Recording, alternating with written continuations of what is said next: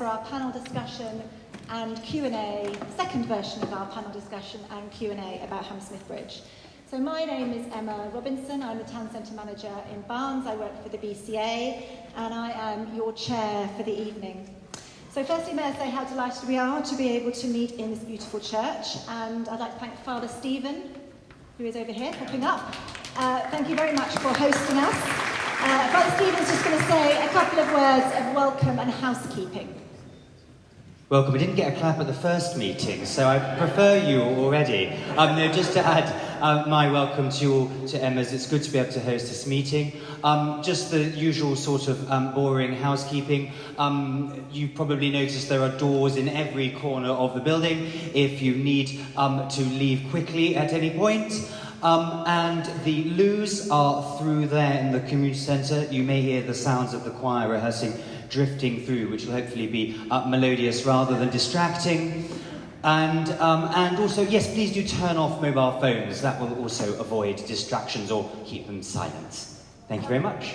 Very much. Okay, so without a doubt, the closure of Hammersmith Bridge is the biggest thing to happen in Barnes, and I think the impact is being felt by all of us in one way or another.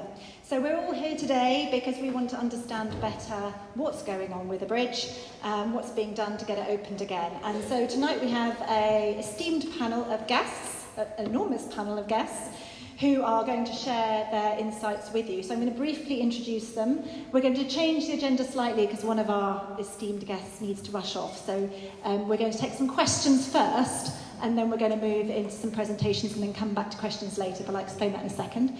So we have Jeff Hobbs. Oh, actually, let me get my list of who's who. Jeff Hobbs, Director of Public Transport Service Planning at TfL. Jeff, do you want to stand up just quickly so that everyone can see you? Then we have... Oh, Nick's gone. Okay, and then we have Candida Jones, who's Hammersmith and Fulham Council's Programme Manager. Then we have Chris Bainbridge, who's Head of Transport for Hammersmith and Fulham Council. We have the leader of Hammersmith and Fulham Council, Councillor Stephen Cowan. We have the leader of our very own council, Councillor Gareth Roberts. We have Councillor Alexander Eamon, who's the chair of the Transport and Air Quality Committee at Richmond Council.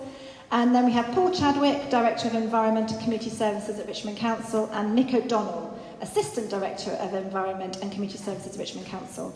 So welcome everybody, thank you very much for joining us this evening and giving up your time. So, as I say, we have a couple of presentations, but we are first going to take some questions from you about buses.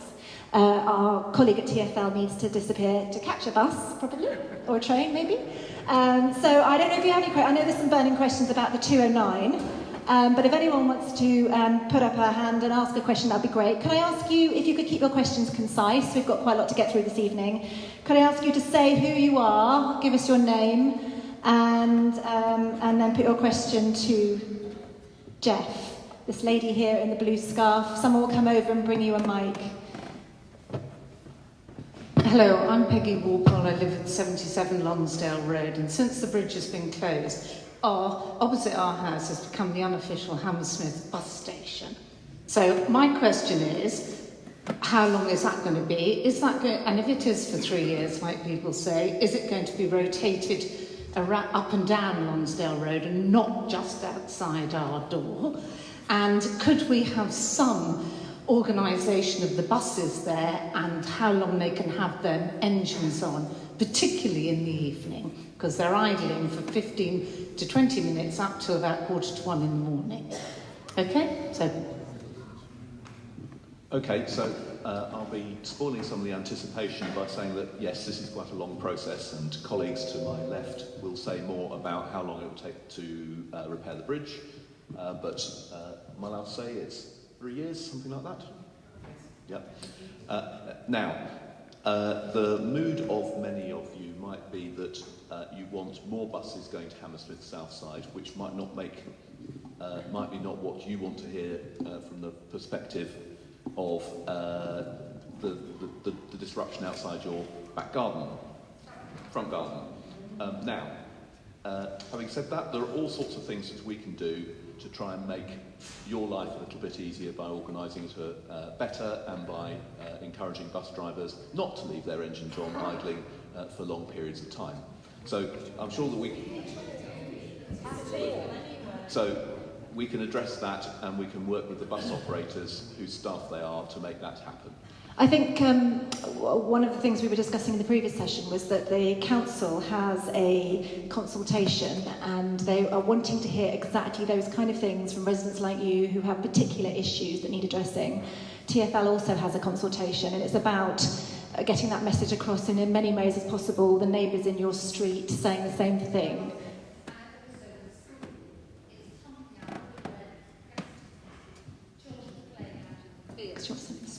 They're trying to play sports or sit where, around their parents are watching matches, and there's just gasoline being pumped all over the children. All this stuff about, making London cleaner, I think it's a big issue. And the only thing I'd say is that while we don't, sadly, as a council, have the authority to, in the same way as we do with other motorised traffic, to be able to enforce anti-idling, I think what I hear loud and clear is that we need to work harder jointly on this, and so I'm very happy to engage with TfL about trying to minimise, if not eliminate, the levels of idling going on in the area. Just one other thing to say is that the buses are getting cleaner, doubtless not to as much as everyone would like, but the whole of the bus fleet will be, by the end of middle of 2020, meet the highest emission standards. So a piece of jargon is called Euro 6, which is the highest possible standards for engines on buses, and that means that there'll be a whole lot less air quality problems in the near future. Okay, bus questions. The chap in the striped T-shirt with the glasses. Yes, I'm Rod Winston, I live in Castleknoll. I have two things. One about the 533 bus, which you get from Hammersmith if you have to come back by bus if you've got shopping or whatever. Now that's every half hour, which is absolutely ridiculous, because if you do miss one, well, you've got to wait another half hour. It should be at least a quarter of an hour, because you've got no other means of getting here. The other thing is, I want to say, is when you walk over the bridge, if you do, when you get to the south side of the bridge in Castleknoll, it's a long walk to the first bus stop. If you've got...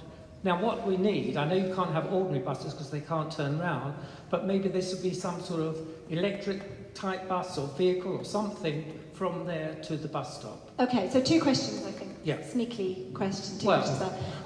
So a question about the 533, and then maybe Hammersmith and Fulham Council can answer about the second part of the question.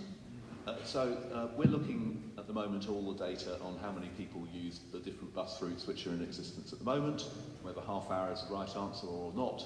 One doesn't want to run buses which are half empty, and one doesn't want to therefore at the same time one wants to run the right number of buses to the right. Sorry, could you just let Jeff finish? Hold your mic a bit closer.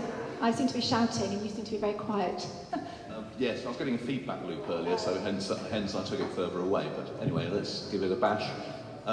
One wants to run the right number of buses to the right places, hence the consultation, hence the exercise that we're doing back at the ranch to look at what the data says, and the surveyors that we've got out at the minute to look at how many people are using what different routes and at what time. So yes, we'll look at all that and see whether half hour is the right frequency or not, and we'll be thinking very hard at the moment. Yeah, I think we're going to come back. Well, we're going to come back to the question of the timing of the buses and of the 209. But can we just finish the second part of the question? I think, Chris, you're going to take that. Yes, an electric shuttle is exactly what we intend to provide. We're trying to source the vehicles at the moment because there's limited numbers in this country. They're having to import them from America and Milan and places. We're working together with TfL to make sure it's professional drivers, to make sure the vehicles are roadworthy, to make sure that they actually give people protection in weather like we've had the last few days, because just a little golf buggy is not much good in... What about tuk-tuks? Taxis? No, because motor vehicle... Sorry, it's a bit backwards way around having the questions first, because when we do our presentation, you show it hasn't got... They're too heavy. Any motor vehicle is too heavy to go over the bridge. There's a maximum weight limit of 1 tonne, so that's what we've got to work to. But we're trying to get this service in as quickly as possible. Okay, so did you hear that? Electric buggies going over the bridge, and there was some conversation about freedom passes, wasn't there? I don't know if you want to say a little bit about that and how that might work. Yeah, just to clarify. Well, we're on the subject. Yeah, so my name's Stephen Cowan, the leader of London Borough, Hammersmith and Fulham. Just to clarify, Gareth Roberts and I, who's the leader of Richmond Council, were on the bridge when the idea of electric buggies came to us from some residents. So we are open-minded to listening to these ideas, because that's exactly how we've ended up putting this in place. The idea came a month ago. We've been sourcing electric vehicles. They need to be less than a tonne when full of passengers, and they will be available to people with freedom passes. And the aim is to pick them up from one bus stop and to run them across and drop them off at the next one.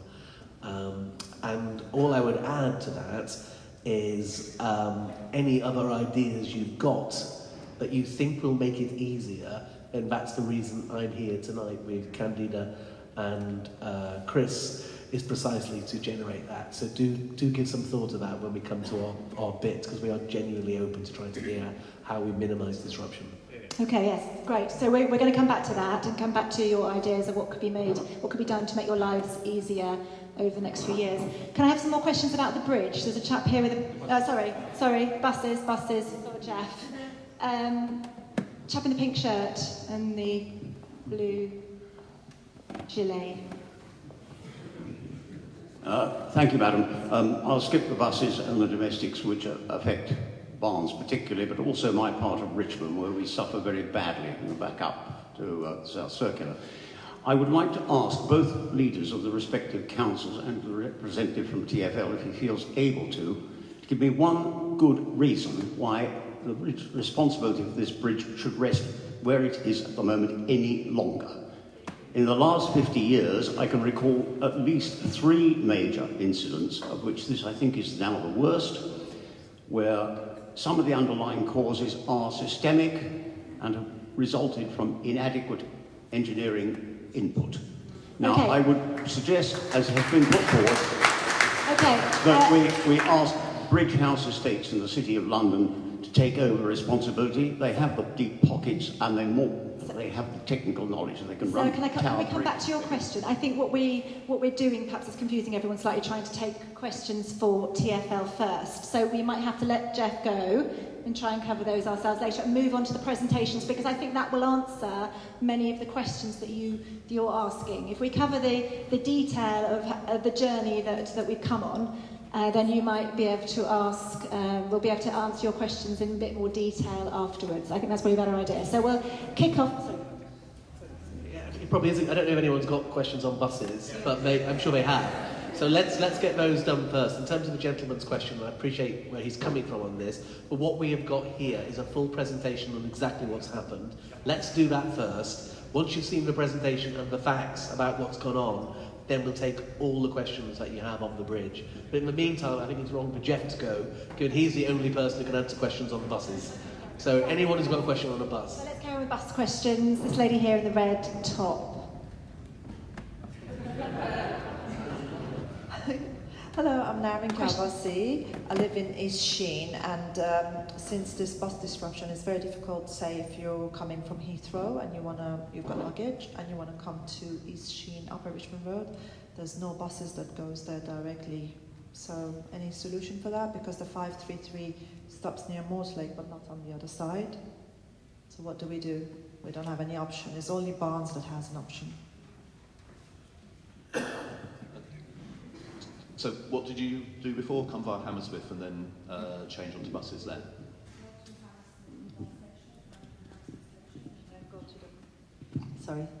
We go to the bus stop station there and then directly home. But now we don't 33, but we don't have 33 starting from there. No. So we have to walk across the bridge with luggage. So the uncomfortable thing is, this is a statement of the obvious, that if the bridge closes to anything with more than 1 tonne, and this was a busy bus corridor with about 30 buses an hour, then there is a lot of disruption, which you're all feeling personally each day. So we have to work around that, obviously. So we have made some changes. We've got lots of feedback, which is the purpose of the consultation that we're running at the moment. And as I mentioned earlier, we're doing our own surveys to see how people are using the buses which are out there at the minute. That will inform, after some period of reflection, what we want to do to change the buses that will hopefully meet people's needs better than they are at the minute. So I don't have a direct answer to your question about how that will affect your journey specifically. There is, for its good or ill, the 533, which gets you at least somewhere close. The walk across the Hammersmith Bridge will clearly be disruptive, particularly disruptive with luggage, and there are other things that one can do to get to your neck of the woods if we change the bus network in some ways. But at the moment, it is inevitably, when you go from 30 buses an hour to 0, there is a degree of disruption, which I feel all of you feel every day. Okay, so bus questions. Hold everything out. Hold any other questions for the moment, because I think the presentations we will come to will address a lot of the issues, but specifically looking for bus questions. Sorry, the lady in the glass. Hi. I suppose I'm Catherine Van Prague. I'm curious to know, given that the closure of the bridge isn't a great surprise to many of us, it's been on the cards for a very long time. How is it that the planning of buses is in this absolutely dire situation now, and how do we have any confidence in the future that you'll do better than you have? Well, there's two questions there. One is about why is this a surprise, and we can come to that. And because it is a surprise, if you got the presentation to come, which will explain that question. Therefore, we had no time to change the buses, and in any case, it's always the case when you go from a strategic bus corridor of 30 buses an hour down to 0. It is, as a statement of the obvious, not going to be a good thing for you guys. My colleagues to the left will answer your question. I think a couple of points here. Firstly, I know everyone's got a lot of concerns about the current state of the bus routes. I don't know if you've responded to the council's consultation, shared your views online to the council. Also, the TfL have a consultation, and we have been encouraging everybody to have your say, and exactly those points that you wanted to make need to be made via these consultation processes as well. Was there anything else you wanted to pick up? There wasn't anything else to say on that question.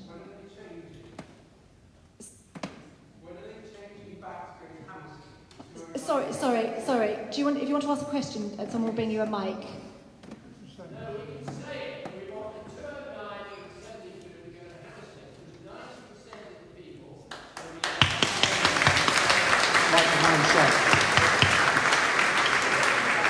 Could you stand up? Could you?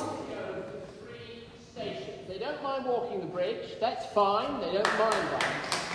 But they won't vote, because if you go to the red line at 9 o'clock in the morning, you won't get on a bus, because the 33 will come down with everybody in it. The 72 doesn't come down, and the 209 doesn't come down. You watch the 209 go to Putney, and there's nobody in it. Yeah. Okay, so empty buses.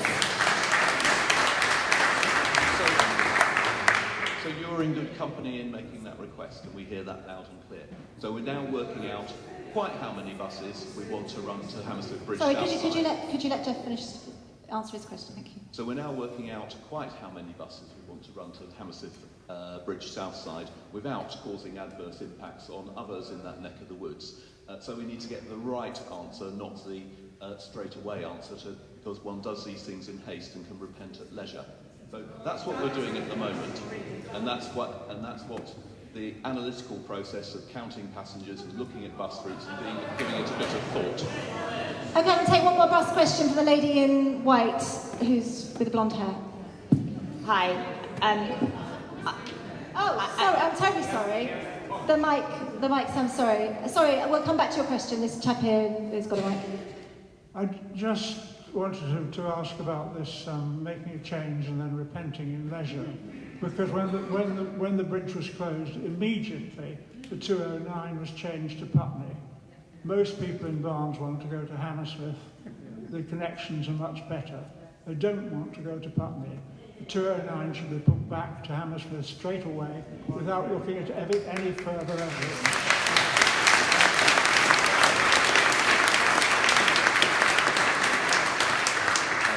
So we needed to change the bus network because there are adverse impacts on other parts of the bus network, particularly north of the river. So that's the explanation behind why we changed the bus network in the way that we did. Now, that does not mean that the bus network is unchanging thereafter, and that's the process which we're going through right now. And if I might just add, so at the previous session and through the correspondence we've had from the council survey, the 209, there are a range of other services, of course, that have been impacted in ways that I think residents would like to see change. But the 209 stands out, and we've made those representations to TfL. And just at the risk of sort of reiterating what happened in the session just before this one, TfL gave pretty strong commitments to looking again at the way that service and the wider services are deployed. And they talked about 4 to 5 week timescales. We are pressing as a council for faster than that still. So we hear loud and clear that the bus services as presently deployed are not meeting residents' needs, and we are pushing hard for changes. The lady in the white, I did promise that she could ask a question, and then we're going to go back to the presentations, which will give you, I think, the background that will help. I was just going to say it's very unrealistic to say that you're going to count the number of people on buses and say that that's the evidence of what the answer should be, because the communication around what buses are running, where they're running to, and where they're running from is frankly dreadful. And so people can't take the bus because they don't know it's there or they don't know it's coming. I was trying to get the 33 over to Roslyn Park the other night, and according to the bus stop, there was no 33 coming there ever. And as soon as I walked away from it, a 33 came and went without anybody on it, although there were 10 of us across the street hoping to get on a 33, looking to try and figure out where it was going to come to. So it's, you know, to say, oh, well, there went the bus and there was nobody on it, isn't reasonable. And then the gentleman's, well, the whole room's point about getting people to Hammersmith is absolutely valid, and you have buses that are overflowing with people, so that one is blatantly obvious. But the other ones are unreasonable. Well. So, I can well imagine that communication isn't good enough, and if you give us those examples, then we can look into what is going wrong, be it electronic communication or be it posters or anything else, and we can get it fixed. But the whole trick, how can you count people who aren't there? I mean, that's exactly what. If I know there's no 209 running, I don't count it, so then I'm not counting. So my name is Bruce Miller. How can you count people who aren't there? The bus isn't running, so I don't go and try and catch the bus. So therefore, I'm not counted. I mean, and that's, you know, there must be thousands of people. Thousands of journeys not being counted. We know something about how the pattern of how passengers used the buses before, and we know something about how the pattern of passengers are used now. And we can infer from that quite a lot about how people are using the buses. Do you know if 209 doesn't even stop? Now then, sir, is this a 209 issue? Yes. We have the Also that the planning. Okay. I don't realise that the 209 at the moment stops at Hammersmith Bridge. If they go up the High Street without stopping, it turns down Station Road and it doesn't stop till it gets over Beverley Brook.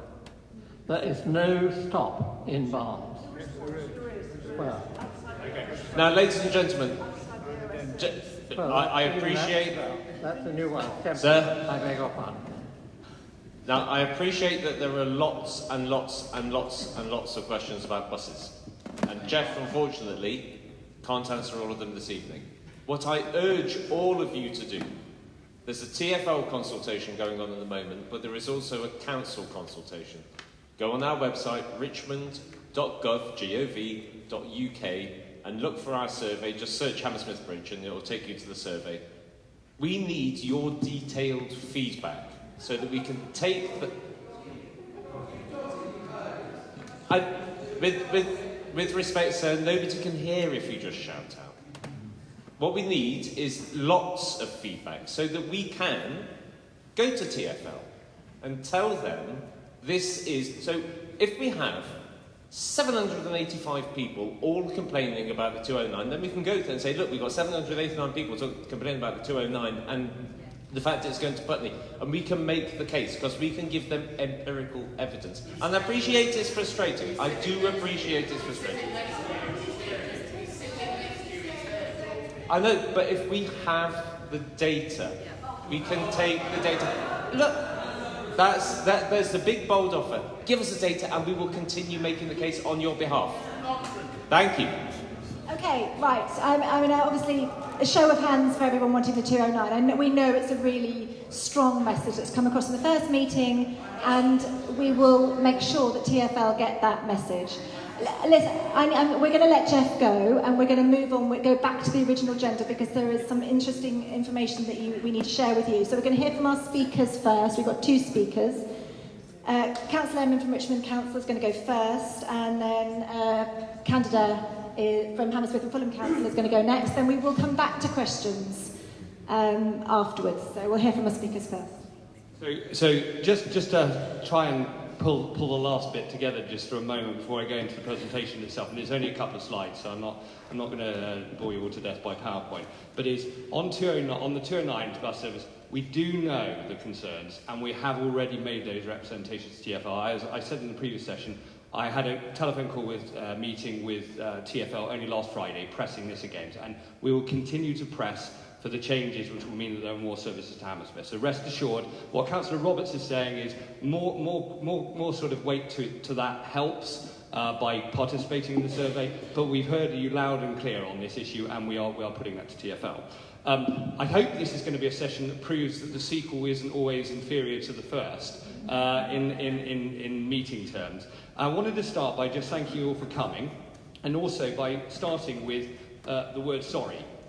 We as a council are very sorry at the inconvenience that the closure of this bridge has caused many residents.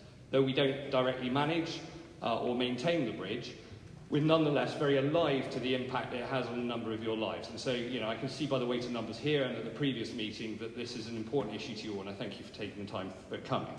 We've had over 2,000 responses to the survey that Councillor Roberts mentioned already, and we've had over 600 people by the end of this meeting at the two sessions of public meetings that we've had.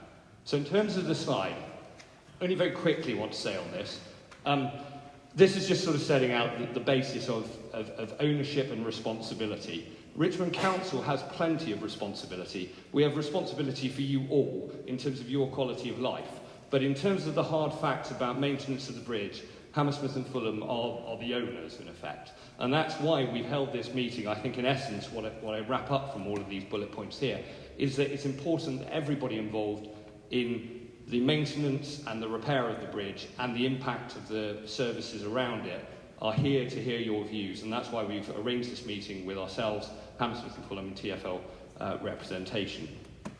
I'm not going to go at length through the second of these two slides, but I would just highlight on the next slide that it hasn't been the case that your council, because we don't own the bridge, hasn't been doing anything. It's quite the opposite. We've made inquiries with emergency services very quickly after the closure of the bridge to try and understand the impact.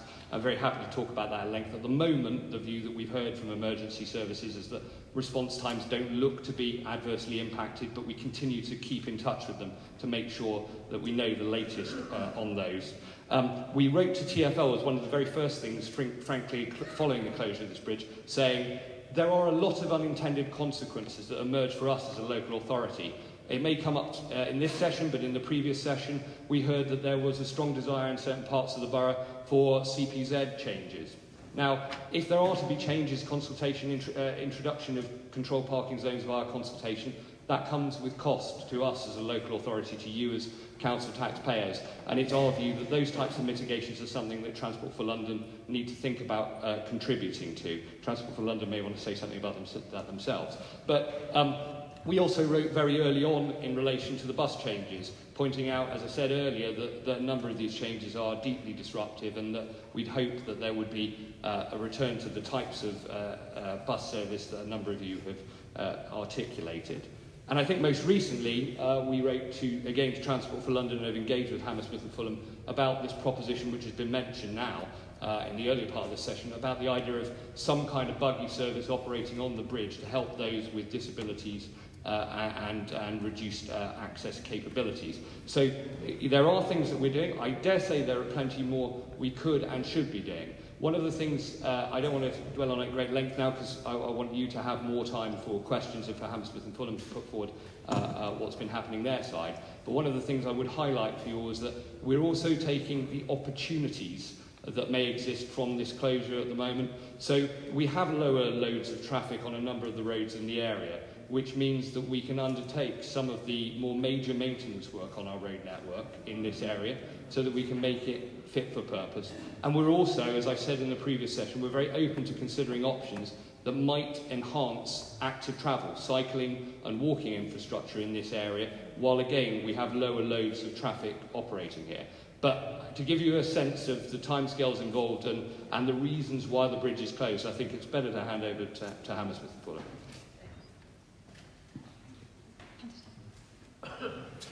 Hello, I'm going to run through this as fast as possible. I know that you are really fundamentally the experts on the bridge. You live in Barnes. I know how much you love the bridge. So I'm not going to spend too long. I'm not going to spend too long talking to you about the history of the bridge and who designed it and when it was built, because I know that you know most of that stuff. But I will explain what the issues are and what we're doing about them. Okay. So, briefly, you know, it was designed opened in 1887. The important thing on these slides that I want to point out is the old photos of the bridge. The traffic was obviously much, much lighter than it is today. That's gone already. It's fine. Wow, we're whizzing through it now. Okay. Okay, the original drawings. Let me just point out that this is a suspension bridge. It was the first suspension bridge built over the Thames, and it is designed to move, and that's really important. That goes to the heart of the issues that we're facing at the moment. The turrets are structural. In those turrets are the chains that allow the bridge to flex. You'll all know, you've all been on the bridge, it moves. Unfortunately, the problem is it doesn't move enough anymore. It's grade 2 listed, and it's a very complex structure. So the important thing about this slide is that the bridge is made of cast iron, and that's a very strong material, but there's a good reason why bridges aren't made of that anymore. They're made of steel, and we will come to that later in the presentation. But cast iron shatters. What we have discovered, we use the word cracks in this slide. I actually think cracks gives the impression that they're really big. They're quite small, but they are very, very significant. We found micro fractures in the bridge. And as I say, the material that the bridge is made of means that it could shatter. That was why, in April, the bridge had to be closed on security, on the basis of safety. There was no question about that. Safety has to come first. Again, the original drawings, just to show you, it's a beautiful structure. It's the Heritage Bridge. It's a London icon. So, to give you a little bit of history, until 2015, there had been work done on the bridge. As I think someone has already said, in the past, the bridge has been closed, it's been bombed 3 times, there have been periods when it's been shut, and it has been repaired in an ad hoc way, it has been patched up. But in 2015, the council implemented weekly checks, and that's really key because it's those weekly checks that mean that we've discovered what the actual structural issues are with the bridge. And until 2015, that had never happened before. So in 2015, a refurbishment plan was agreed with TfL, and the council, Hammersmith and Fulham Council, has been working very closely with TfL. And also in 2015, as you'll be aware, that there were bus restrictions put in place. Now, until 2015, And just to think back to the first slide, there were 22,000 vehicles going over this bridge every day, including 1,800 buses. That's 103 buses an hour. So there was a refurbishment plan put in place to make sure that the bridge was fit to take that amount of traffic, but also there were these weekly checks put in place. Next one, please. And sensors in order to monitor where the issues were with the bridge. £5 million has already been spent restoring the bridge, but obviously now that those safety checks have been put in place, we've discovered additional issues that we were not aware of previously. I'm going to pass this slide over because Chris is much more expert at talking about this slide than I am. Okay, well, I can explain what this means. I think it's only structural engineers and bridge engineers it would mean much too, and given that you're all burning with questions on other issues, I suggest perhaps we pass it over and I can talk to people afterwards. Sorry? You'd like to know now, fair enough. Well, calibrated analytical model, what it means is, I mean, we've taken on the best bridge engineers in the world. We've got them over from California. Later on, we've got the list of them all. And what they do is they look at the original drawings, which Candida has shown you, and work out from that what weight the bridge could take originally, based on, again, the principle that Candida has said, that it was meant to move on its on the saddles, which are the things there, the pedestals at the end. And what has happened is they've seized up, so it doesn't move, so it's not as flexible, and it can't take them up as much weight. So what the engineers do, they do an empirical measurement of 20% of the structures on the bridge, and then work out how much they've moved, what they can take, and then from that they work that up to what the whole bridge can take, and that's the work that's what they're working on at the moment. That's a very quick version, but as I say, I can speak to people after if you're interested. So next slide, please. So just to say that these micro fractures are in the pedestals. In order to discover them, you have to go inside the pedestals. You can only go in with breathing equipment on. You're only permitted to go in for 20 minutes at a time. So it's a really difficult job to discover where these fractures lie. So we had sensors put on the bridge to enable engineers to estimate where the stress is, where because the bridge isn't moving, where the bridge was starting effectively to break. And based on those estimates, they concluded that that was probably happening in the pedestals. Like I say, going in with oxygen equipment, it's a bit like looking for a needle in a haystack, only the haystack has been painted, so you have to scrape away the paint in order to find the microfractures. Initially 2 were found, we've now found 5, but just 1 microfracture is sufficient on safety grounds to have to shut a bridge, because obviously, as I've said, the material is such that it could shatter. So it just gives you an idea of really, really how difficult it is to find the issues that we found. And those were the weekly checks that enabled that to be discovered in April. Okay, next slide, please. Buggies.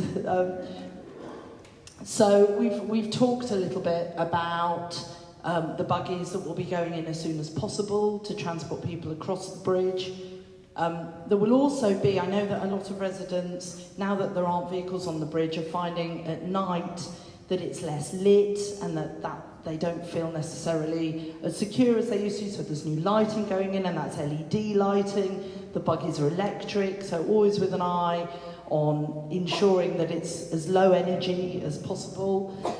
And now there are sensors in permanently to monitor absolutely the state of the bridge. So from here on in, we will always know if there's any deterioration or any problems. Okay, so just to say there are 18 different engineers working on the bridge. Some of them are oil rig engineers, they're specialists in stress metal technology. And what they've discovered, as well as these microfractures, which meant that we had to close the bridge, but it, of course, closed to vehicular traffic. It is open to pedestrians and cyclists, as you know.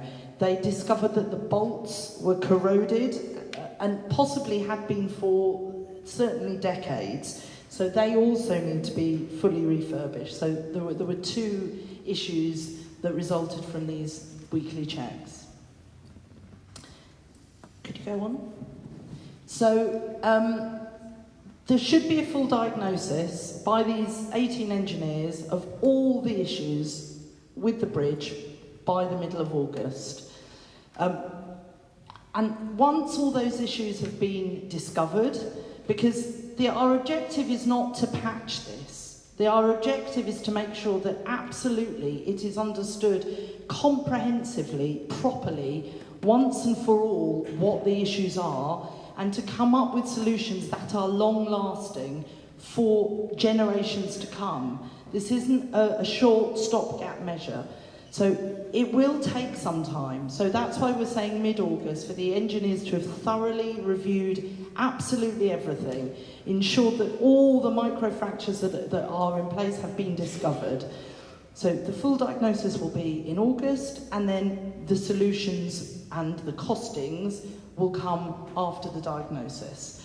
But the bridge, the objective is that it will be fully restored so that it fully works as it did before it was closed, fully open to vehicular traffic, and indeed better than the bridge was before because of the lighting and the sensors and the refurbishment. That's absolutely our objective. And if you've got questions, we will do our best to answer them. Thank you. I'll just summarise where we are. So I should stress again and reintroduce myself. I'm Stephen Cowan. I'm the leader of Hammersmith and Fulham Council. My constituents are over the other side of the river, but I'm here because I want to listen and understand what the problems are in Barnes to make sure that we can take actions. So we'll come on to that in a little bit. I would say that the last meeting we had, the one that's just ended, a gentleman came forward after I pointed out that we were putting police and security guard patrols on the bridge to protect people because it felt nervous crossing. Now it's dark and there's no traffic. That we were putting electric buggies on the bridge, and indeed we were taking other measures because a resident in Barnes stopped me when I was on the bridge, actually with Gareth, and suggested these things. And he came up to me afterwards very happily and said, I was that resident. So I would stress that's what we are here for. But I want to just give a bit more information about the bridge because I think it's important that we have the facts and the details so we can understand what's gone on. I want to stress in summary, there are two things that happened with the bridge. The first is, and I've been the council leader since 2014, and that's essentially when we won the election and took control of the council, and it became my responsibility, and it is my responsibility. So, the first piece of work that happened was the long-standing piece of work about how do you patch the bridge up, and that had gone on in different iterations over many decades, and some of you will remember those different iterations. And what essentially those works nearly always involve was replacement of the decking. Now, it's wooden decking, believe it or not. Sometimes it was replaced with steel, but actually wood is better, I've since found out. But that was the works. There was a proposal to the council in 2012 for £1 million replacement of decking. It got downgraded to £250,000, and they did some replacement, and it's unsubstantial, and that's what happened. So when I arrived in the job, there was no plan to refurbish the bridge, and we started working with TfL, because although it's our bridge, it's their bus network, and they were sending, at peak times, 103 buses an hour across the bridge, and there were 22,000 vehicles travelling across the bridge.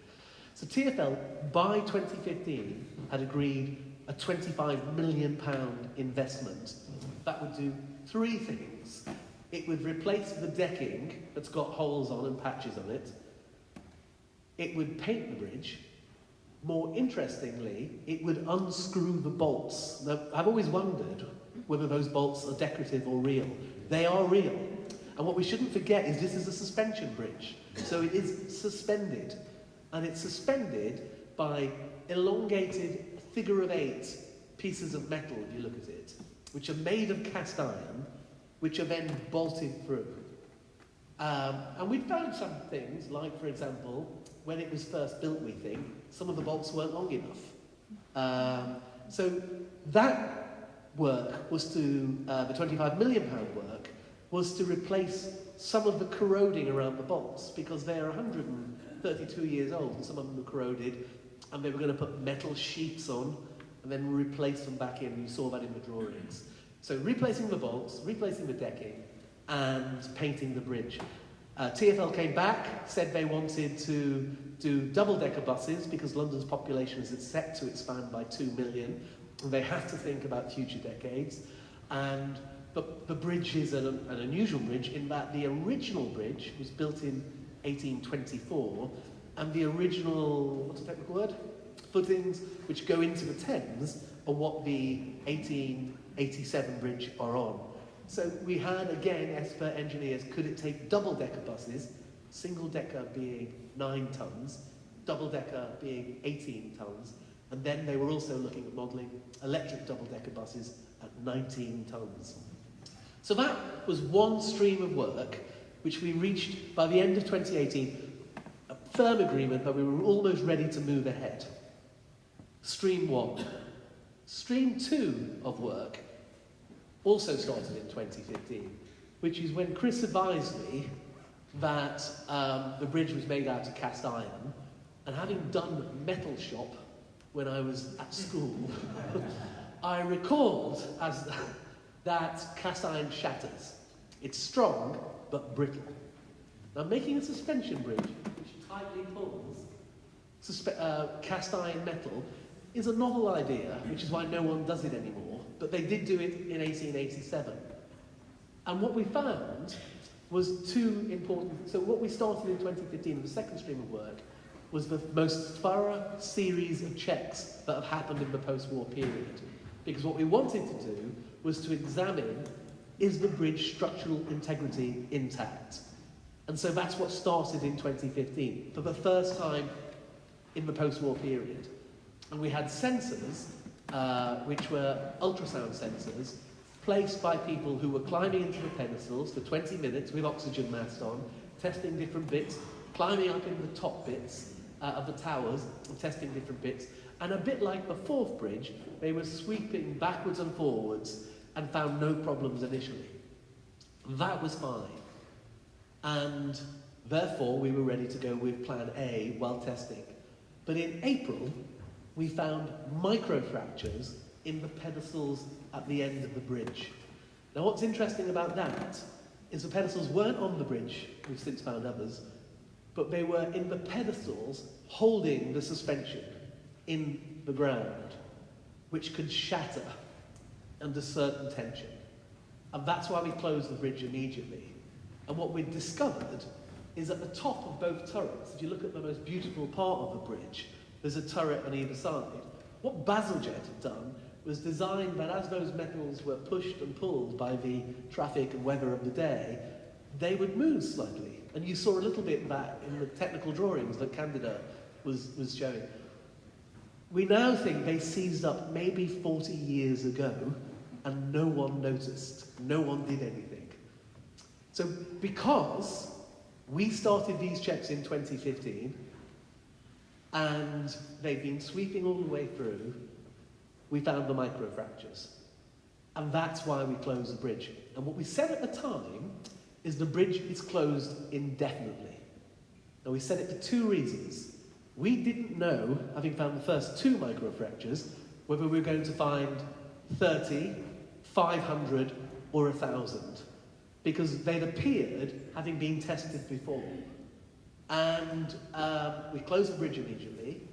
We brought in the best structural engineers, some of them used to working in oil rigs in extremely difficult scenarios, and we've done a thorough review of the bridge. And most of that review will be finished by mid-August, and then we'll have an options paper on what we're going to do. So there's some good news. The good news is we've only found 5 microfractures, and it could have been 1,000, in which case the bridge would have been closed, I think, forever. But we're going now to reopen it, and our engineers have said that they think at a maximum it will be 3 years.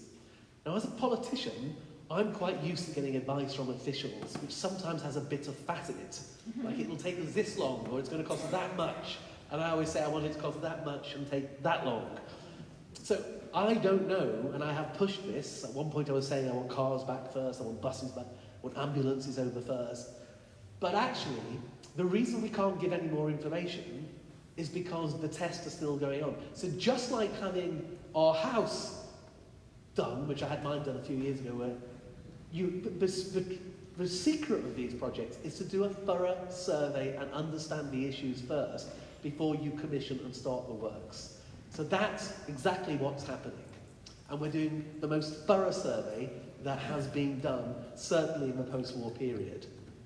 And we're now confident that we can open it within 3 years. We don't yet know how much it will cost. We know TfL had kindly given us 25 million in 2015, and when they upped the cost for the double-decker buses, they agreed to pay more for their heavier weights. So we know there are many millions of pounds of public money that our colleagues in TfL, who are working extremely closely with us, and I'm extremely grateful to them. Since 2015, they've spent £5 million of their money on our bridge. So it is a seamless organisation. But we will find out exactly how much it's going to cost. But we know roughly where we're going to be, and we can therefore say with a very clear view, we will open this bridge. It's a beautiful bridge. It will be fully restored and brought back to use. And in the meantime, I'm very keen to mitigate any of the circumstances. Now, I just want to make one point of clarification what I'm doing here in Barnes when it's not my place to be. I'm here because Gareth Roberts has been, I mean, we're not in the same party, I'm in the Labour Party, he's a Liberal Democrat. It doesn't matter. He has been completely sensible and supportive in saying 2 things to me. What's wrong? How can we help? And how can we help our constituents? How can we protect the people of Barnes and Sheen and Roehampton and the wider Richmond area? And that's what we're here for to do. What we're here to do is to hear all the solutions, and I can promise you we are generally open-minded. One person in the last meeting said, for example, having your security guards on the bridge till 10 o'clock isn't good enough. Can you keep it open till 12, please? I've just spoken to one of our directors. She's here, and I said, this is what they just said, and she said, we'll do that straight away. So we are open-minded to acting if we can, and I promise you that's what we're here for, here to listen. So thank you very much for inviting me to your borough, and I will hand over back to Emma. Thank you. Thank you very much. Okay, so thank you. Thank you to all our speakers. That was fascinating stuff.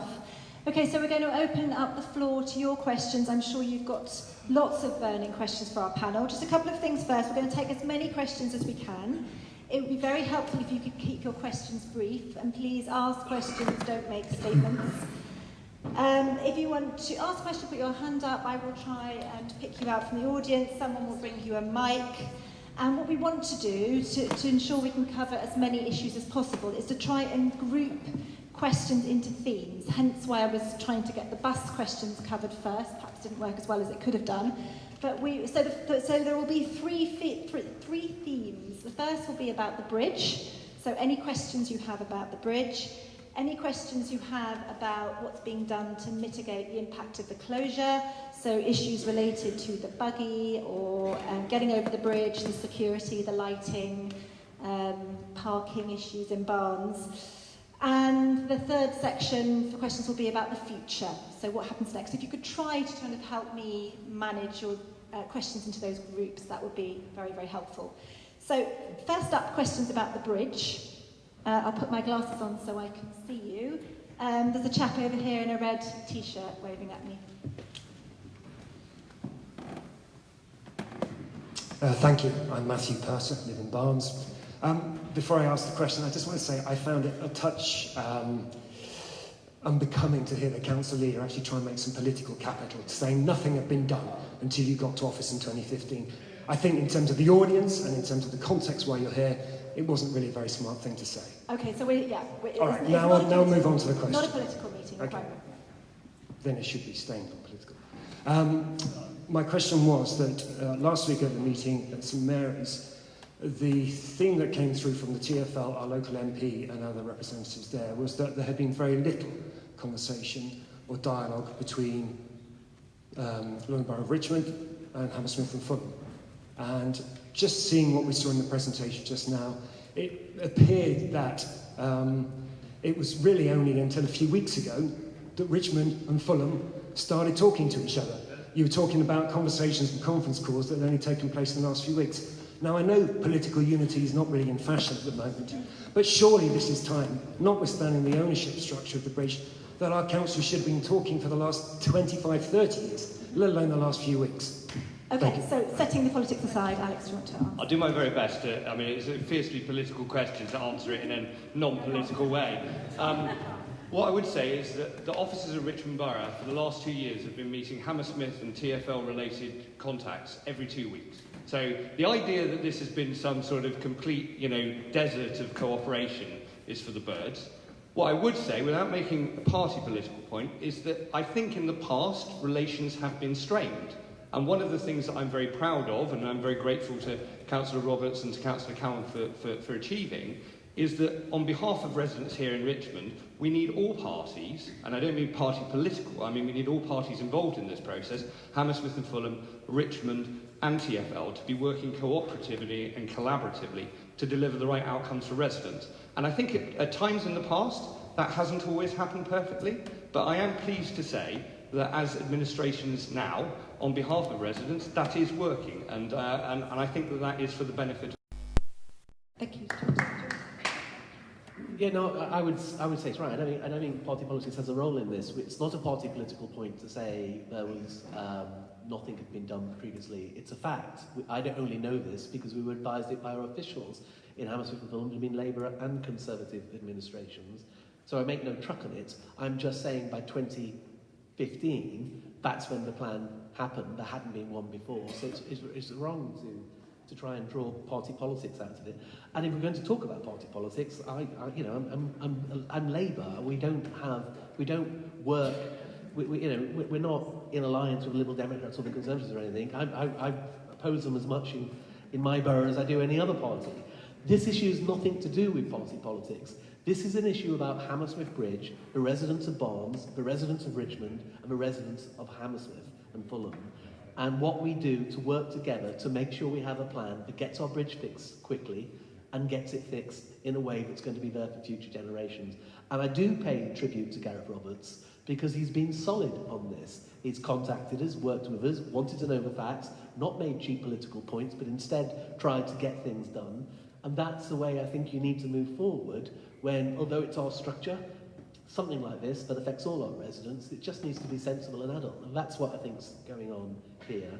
And the dialogue, I mean, I think I've spoken to Gareth on the telephone more often than some of my own colleagues, but the dialogue is very often and very rich. Brilliant, thank you, that's good to hear. Another question, this lady here, someone will bring you a mic. Could you give us your name? Thank you. Keep it brief. Hello, I'll keep it very brief. I'm Lydia Gomez, all from Sheen. You talk about this wonderful old bridge vase, 130, 40 years old. You talk about 5 micro cracks, and you talk about cast iron being brittle. Well, how do we know with double-decker buses it's not going to crack in more than 5 places? Has anybody thought about just pulling it down and building a new one? That is a very good question. I mean, the only reason I'm smiling at that question is it's been asked a few times. So firstly, what we're going to do is by mid-August we will have an understanding of what the bridge can do. So I think we need to take as scientific a view as possible with the experts. And if they say you can do double-decker buses, which I have no engineering expertise, so I'm like you, extremely dubious. If they say they can, then I'd be open-minded to it, although there are issues around that. What we're promising to do is to fully restore it, and that's what I think we need to do. But you raise a more important question, okay? And I'll ask you a question in a second. Do we think a 132-year-old British icon, which is how I'm selling it to the government when I'm asking for funding, do we think that's going to be sufficient for the rest of the 21st and 22nd century? And the answer is probably not. London's population is scheduled to grow by 2 million. There is climate change, pollution. So do we want more cars travelling across Hammersmith Bridge and more polluting vehicles, despite all the advances in technology? So in Hammersmith, we have long looked at the idea, from a cross-party perspective actually, of a fly-under, of reclaiming central Hammersmith back, getting rid of the ugly fly-over, putting in a park, building housing and office space, and reconnecting Hammersmith to the riverbank. We think it would drive the traffic underground, which is it does in other European cities, and it would allow us to claim much-needed land, to build much-needed housing and much-needed economic growth. So that's what we've been working on, and to a degree there was no traction on that when we came into office. TfL and the mayor at the time there was no plan when we got involved. Although it is to the credit of the former administration that they, at the council, had worked on a plan on that issue, but TfL just weren't interested. I think it offers us opportunity to pick that back up, which is what we've done. We've said to our engineers, let's scope a tunnel. And I said to Gareth, would you be open-minded? And I was seeing we could do a tunnel that cut under the Thames and came out somewhere in the borough. Now, open-minded is a loaded question, really, isn't it? Because, but he said, let's look at it. And I think that's what we've got to do. And that's why it's so important that we put aside any party political squabbling and create a united political front. Because we have to go to government and say, we think West and South West London needs a significant investment in its infrastructure. We think it needs to be cleaner and more modern and suitable for the rest of the century, but it's good for our residents and strengthens our economy. That has to be done across party, and it has to be done persuasively, and it has to be done to whoever's in office at any point. And that's what we're trying to do, that's what we're scoping. So, and that's what we will be making announcements on. But in the meantime, thank you very much. But in the meantime, I love our bridge in Hammersmith. It's an icon, and I want it fully restored, and I'm pleased that that's what we're focused on. It's our primary objective. Thank you very much.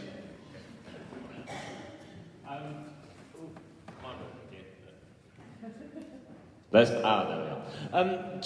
Just on the subject of whether we should trash the bridge, sell it to an American, re-erect it at Lake Havasu, whatever you like. This is a grade 2-star listed structure. If there's one thing which we in Richmond are immensely proud of, it's our heritage assets. Whether it's Hampton Court over on my patch, whether it's Richmond Green, Richmond Park, Kew Gardens, we are awash with beautiful things. Do we want to be the council, or the joint councils, that seek to pull down a beautiful structure simply so that we can drive across the bridge, across the river more easily? I mean, it may be worth it. We did this in the last one, so let's do it to this one. Who thinks it's a good idea that we should demolish the bridge and replace it with something new? It would take long. It would probably take just as long because you would need to do it properly and sensibly and cautiously. Yeah. Who would like to see the heritage structure retained? Yeah. There's a sizable minority in favour, sizable majority in favour of it keeping, and the sizable thing. The one thing about the underpass, yeah, happy to look at that. But as I said to Steve, I know the difficulties that you have if you try to do a basement extension in Barnes. Try to do a fly under. We appreciate his problems. Okay, thank you very much. Does anyone have any other questions about the bridge? The chap here in the grey. Someone bring you a mic, sir. Perhaps you could tell us your name before you ask your question. Thank you very much. Ian Haddow of Glebe Road, been a resident for decades. Thank you very much, panel, for telling us what has happened and what you're going to do about the bridge. My question is, how do we deal with what we've got now? Can the Richmond side of the panel give assurances that no work is carried out on the Mortlake Brewery site until the bridge is resolved?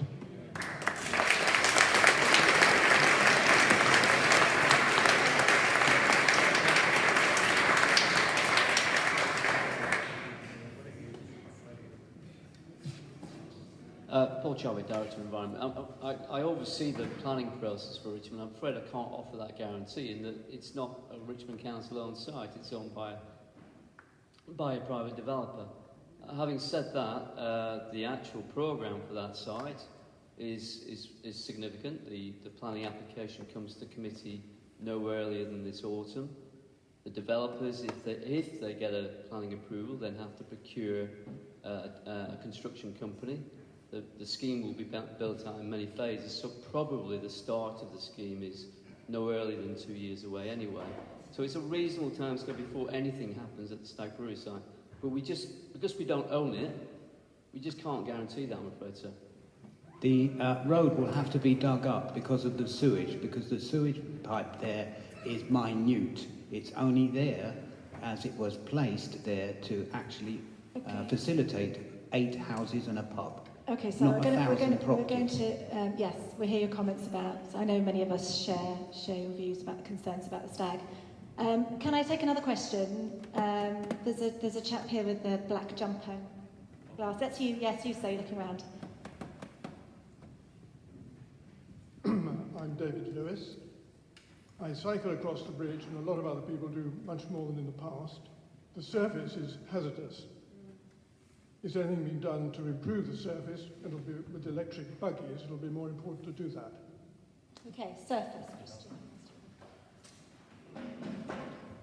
Yes, that might be I'm sorry if I'm going to sound vague here, but that might be the first thing we do for that reason. I say might, it's just because the engineering survey is happening. If they tell us something else is more urgent, we'll do that.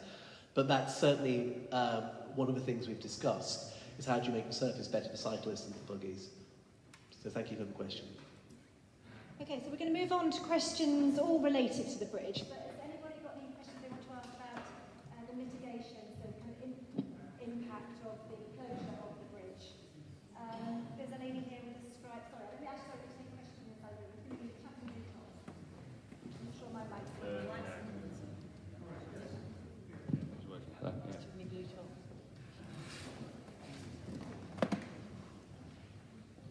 Yeah, my name is Jerry English. I'm from East Sheen.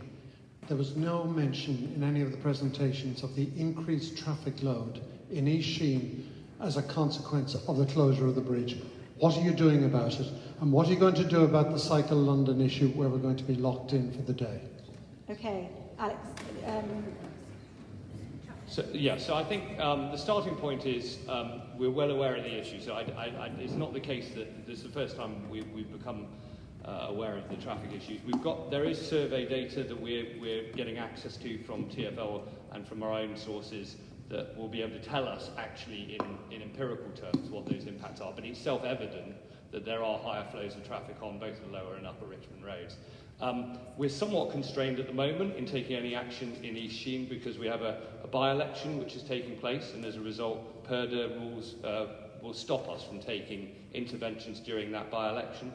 So we'll have to wait until the completion of that. But the council is very, very keen to make sure that we deliver measures that will protect residents from the worst effects of traffic in that area and also from air pollution. So we're very alive to it. Unfortunately, because of this by-election, we can't presently take any action. What kind of action would you take? I don't think it'd be fair for me to say given the by-election. Oh, I see. Okay, sorry, the Cycle London part of the question about the fact that we're all going to be hemmed in by the cycle. When is the Cycle London? 4th of August. Changes to road blockages. We'll take that away. We'll take that. Okay. Another question. A lady at the back, standing up in the black with blonde hair. Thank you. My name's Marilyn Plant. I'm a local GP in Barnes and I live in Sheen. I'm really concerned about the impact, particularly on the frail elderly in accessing urgent health care. A lot of our patients go to Charing Cross for A&E services. The hyperacute stroke and trauma services are also located north of the river for the closest ones for the people of North Barnes. And the gentleman before was pointing out that the non-acute ambulance transport to anywhere else is measured in hours rather than minutes. And I really think we need to do something to make this better. All right, well, I'm going to put that question to Steve. Thank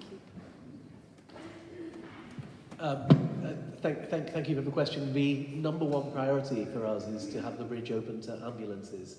I mean, I've spent the last 6 years of my life trying to save Charing Cross and stop it being demolished, and we won that battle in March this year. And part of our argument was it's a hospital for all South West London, including people in the whole of Richmond. So it's very dear to me as a hospital, and I'm very keen that people keep using it. It was the first thing we raised with the emergency services when we were looking at Plan A.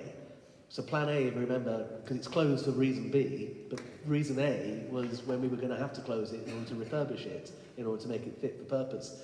And 18 months ago, the emergency services said they had a plan that was fit and wouldn't make any difference to someone being blue lighted to a hospital. Now that's what they say, so we have to trust whether they're experts or not. It's up to us to work out whether we think that's true. I think it probably is true. But I can absolutely promise you that the number one priority for us is the health and well-being of residents on both sides of the river, which is why as soon as we get it open, it'll be open to ambulances first.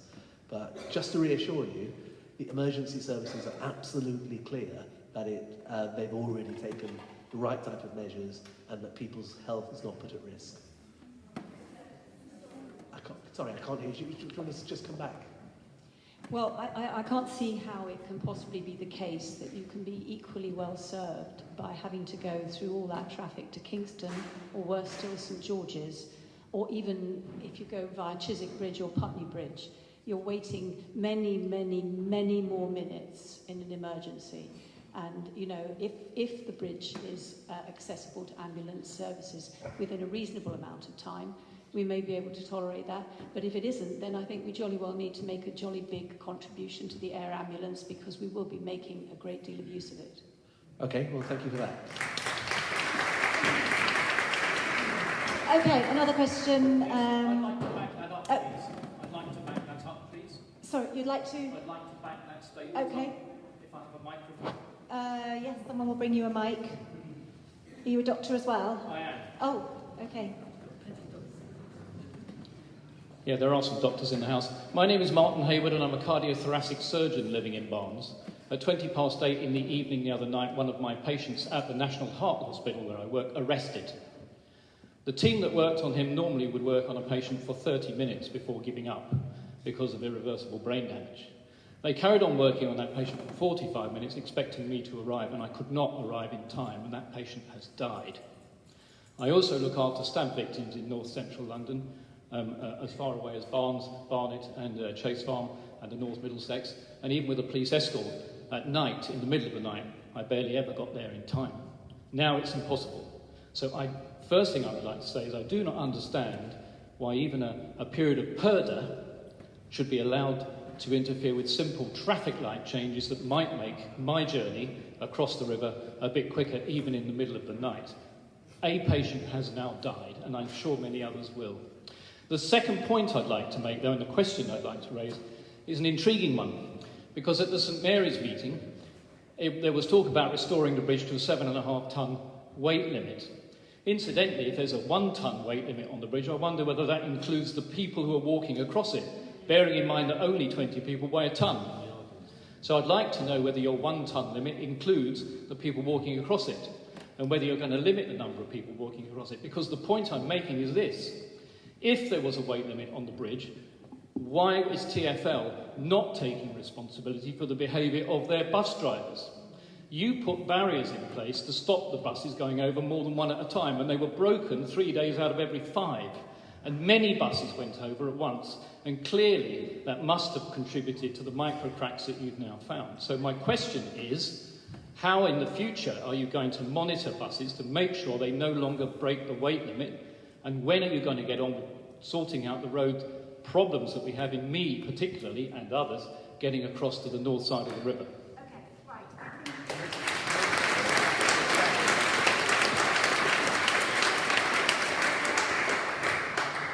There were a number of elements to that question. Colleagues from Richmond Council, Nick O'Donnell is going to take the first part of the question about the lights and the traffic, and then we'll put the second part of the question over to Hammersmith and Fulham, I think. Yes? Have you got Mike? Yeah, sure. So just a very important and actually a fundamental point which we picked up straight away in relation to the displacement and impact of traffic on roads, looking at traffic lights.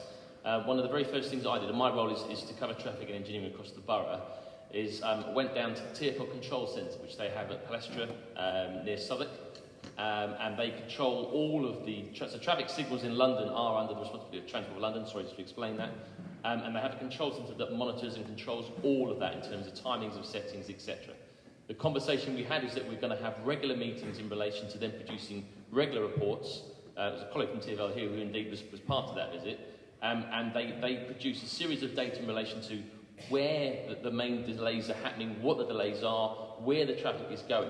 The difficulty is it's very much a moving feast as well. You have a difference in relation to what happens from week 1 after the closure as opposed to, say, 2 months of the closure. People change their patterns, delays move around the place. So the initial changes have been made in relation to trying to find extra time and changes to traffic lights and signals. That's an ongoing process. The inevitability is no matter what you try and do in terms of squeezing that time, the fact is it's basic maths in relation. You take one part of the equation out, you've got less capacity to work with. So we're trying to squeeze as much as we can and help those issues of travel and delay, and that's the joint partnership work with TfL. It is an ongoing process and it will be all the way through. Again, any feedback people can provide is absolutely fundamental to that. So if there are particular junctions or lights where you experience, just feed those in. There is a survey in relation to that and we'll happily take that on your behalf. Okay, thank you. Would one of you like to answer the question about the load on the bridge and the number of people? How much the weight? And the buses. And buses. Breaking the weight limit. Yes, look, I don't want to talk about TfL too much because they're not here, but all I will say is you're right, that was a problem. And indeed, we banned a number of buses. There was sometimes 6 buses on the bridge at any given time, and we banned them in 2015 and said there should only be 2, but sometimes you're right, there still were 3 or 4 on there, and others sometimes sneaking on as well. So that was a continuous problem. Why didn't you do something about it? Why didn't you censure those bus drivers and make them obey the weight limit? I don't want to get too much into what we did do about it, but you're absolutely right, it wasn't as effective enough. But we did ban it, we did limit it, but there were frequent breaches of it, and we did threaten prosecution, as we did in idling as well. But it was an ongoing thing, and I take your criticism on the chin. In terms of the second point you made about the numbers of individuals going across, which could be a ton, then it's a differentiated weight because it's spread over. So people is not a problem. It's having a single ton crossing, well, possibly with people in it, usually with a lot of people in it, crossing the bridge is the problem. And in terms of your final point, which I was most interested in, and I'm sorry to hear about what happened to your patient, sir, I am interested genuinely in the travel time. So if you are interested in talking to us, and I'm sure Richmond Council, I would like to learn more about those issues, because we've been assured by the emergency services that it's fine, they've got a plan. But having been around for a while, I know it's always a good idea to get different perspectives, and you are offering a very stark different perspectives. I'd like to learn more, if that's okay. Thank you. Great, maybe you'll come over at the end of the meeting and have a chat with our leaders. Okay, so we're going to move on and take some questions about the future. Does anyone have questions about the future of the bridge? This is the lady here in striped top. Sumac with Braid. It's not quite about the future, but maybe I can ask. It doesn't matter, that's fine. What are we going to be allowed to walk and bicycle across the bridge throughout all the building works? And if we aren't, shouldn't we be seriously thinking of a temporary bridge, a Bailey Bridge, which hasn't been mentioned yet? I believe it's perfectly possible to put up a Bailey Bridge. There's access on both sides of the river, and the Bailey firm assure us, because my husband used to work for them, that they've got plenty of stock, quite enough for a temporary bridge. Do you want to take that question?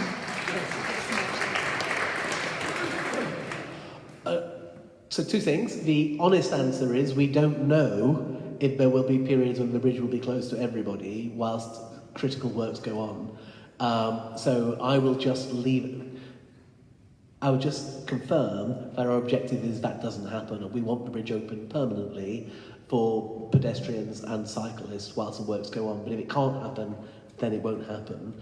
In just because I promise you I'll put up a fight, but if the engineers tell me it has to happen, then we're going to have to let them do it, because we need to get the bridge fixed. I'm interested in your Bailey Bridge idea. I don't know if it's feasible or not, but I think we are looking at every single possibility. So like I said, when people talk to us about the electric buggies, it sounded like a wild idea to have golf carts, and we've got them on the way. So I would learn to know more. Is your husband here? Yes, he is. Right. Well, let's not talk about it now, but maybe we can... well, unless the audience wants to hear about the bridge. Do you want to hear about it? Okay, well, let's have a little bit of a Bailey Bridge. Yeah. Go on, Ben. Tell us about your Bailey Bridges. People who have actually put up a bridge.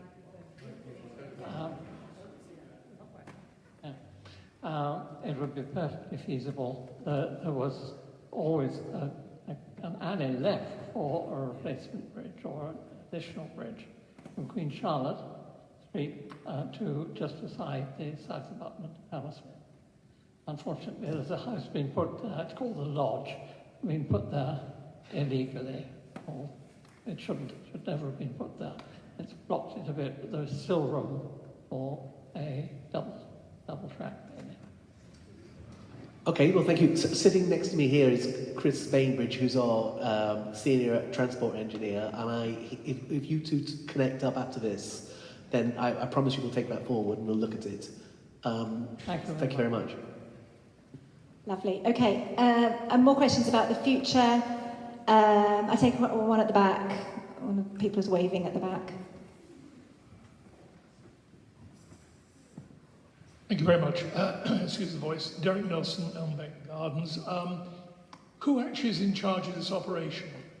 Who will make the decisions finally? Because at the moment, sitting patiently, I've seen lots of presentations, there was virtually no timescales at all, except we had duplication of information about the nature of the structure of the bridge at an early stage, but we don't actually know very much more than that. In August, we'll have the results of the experts. You didn't say when you were setting yourself a deadline. Will you come back to us? Who will be deciding on the actual operation? And in terms of that, I met somebody on the way in who had just been to your previous meeting, and I tended to agree with him. What is quite possible, let me preface it by saying, who has spoken to the Minister of State with regard to this? Okay. Second listed building, okay? And to that end, I would suggest, if you want to keep the streetscape and the amenity value of the bridge, but you really need to put in a new bridge as well. You need to find a way to keep the structure for the visual amenity, but you need a proper bridge. And okay. I have no idea what your timescales are, who's in charge. Right. Will you come back to us? We've got that. So, timescales, who's in charge? Sorry, my mic's quite loud. Okay. So the timescales are that the engineer, so we're going, as I mentioned in my bit earlier, we're doing a thorough review which we are expecting to have reported back to us in mid-August. And in terms of who owns the bridge, it's Hammersmith and Fulham Council. In terms of who's paying most of the bridge, it's TfL. And in terms of if it's more than the budget TfL have got, because the government have cut it by 800 million, then we would expect to go to the government with a bid.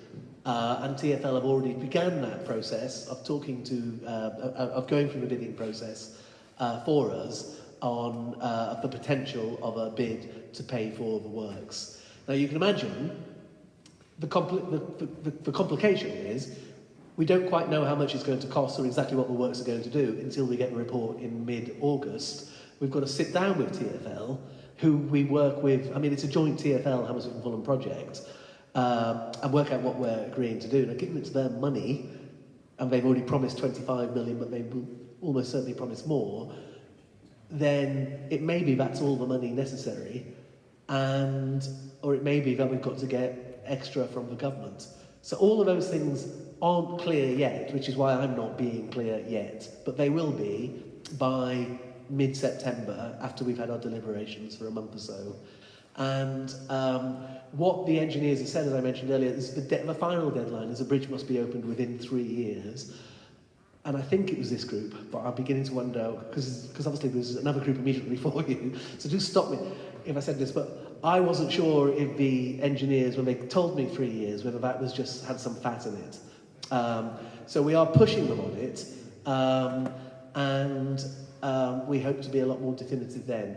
But we can't be, because we just are relying on the experts to tell us exactly what's wrong with the bridge. We need exactly to what needs be to happen. pushing the experts along a bit, because you have considerable problems over the transportation on both sides of the bridge. The point I was making, because it's going to be difficult, and you say it's creatively listed, who has, in your council, if you own the bridge, who has spoken to a Minister of State or anybody to alert them to the fact there could be issues here where if you find it impossible I know there's other people who've got questions. I have understood that point, sir, I assure you. And we've all been in contact with the Department of Trade, and we will approach the Minister with a direct ask once we know exactly how much it's going to ask. And we've already approached the Department and the Minister via TfL to say that we will be coming to them with our hands out. Which is why I think it's so important that residents on all sides of the river and people in positions of influence on all sides of the river unite to say that this just needs to happen. And that's what we're doing. There's another point you mentioned. If I can just add to that, just very briefly from the Richmond side, to answer your question, I think in a slightly different form to Stephen's, whose bridge is it? It's your bridge. You're all citizens, you will pay your taxes, so it doesn't matter which agency or which local authority are the delivery arm. We as Richmond Council, Hammersmith and Fulham and TfL will need to work to come up with the right solution for all our residents. So actually, in a funny sort of way, although Stephen's absolutely right in pointing out where the administrative lines of responsibility lie, it's very important to recognise this meeting is indicative of the fact that we need collaborative working to get the right outcome. Okay, now I'm going to take, we are... So just the final, so it's our bridge, TfL, working with Richmond, going to the government for the money, and over all of it, Heritage England have a veto on quite a lot of the different works because it's a Grade 2 listed star site. So there is some complexity which I find irritating, but that's just how it is, and we will work through it.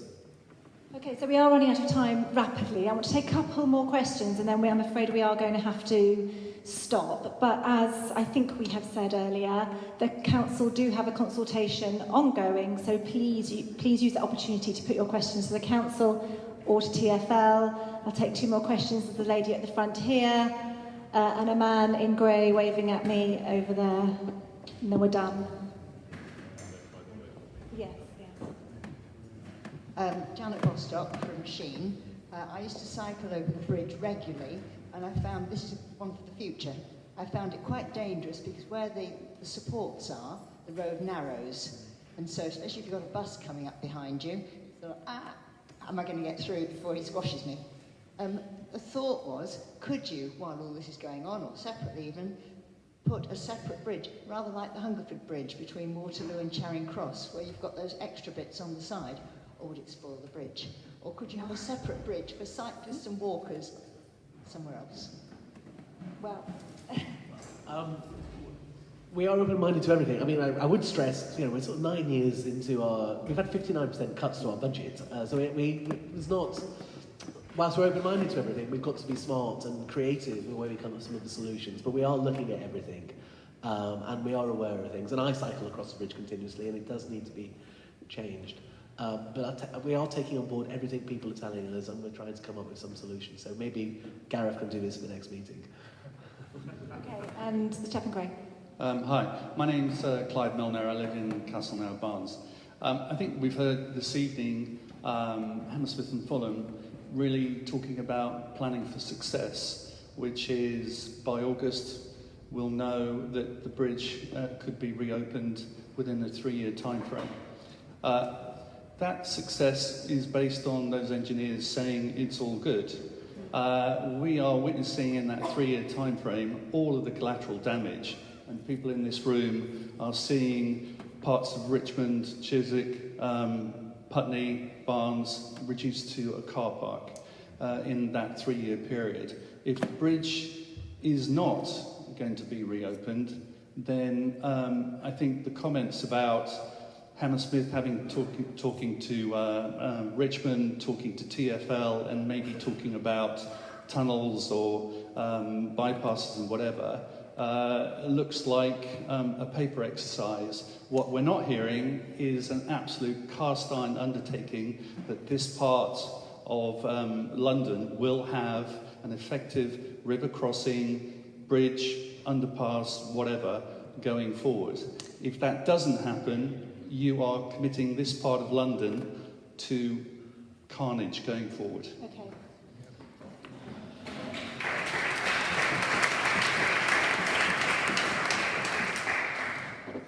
No, I accept that. And to tell you the truth, I would not be here, because I don't have to be, if I wasn't interested in hearing what was going on and what the concerns are. And I agree with you, you know, if we find the engineer said we got it wrong, that we just can't open the bridge, that will be a shock. But actually, the reason we said initially that the bridge is closed indefinitely and that we may need to have an alliance of people to come up with a better solution is because we didn't know how many microfractures there are. We've been told there's 5. We've been told that they think they can fix it, they think they can do it within 3 years.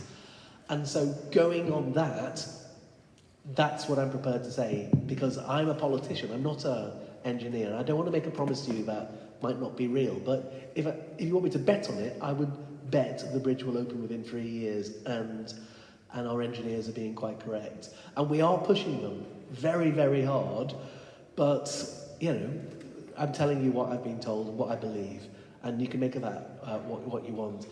You're absolutely right. I'm absolutely aware of all the problems people have suffered here. Gareth has been a huge advocate for Barnes and for what's happening in the wider Richmond area, and we will continue to listen and do everything possible. So if the worst happens and something goes seriously wrong, which I don't think will happen, and I've been assured won't happen, and I can promise you I didn't have any grey hairs until this started.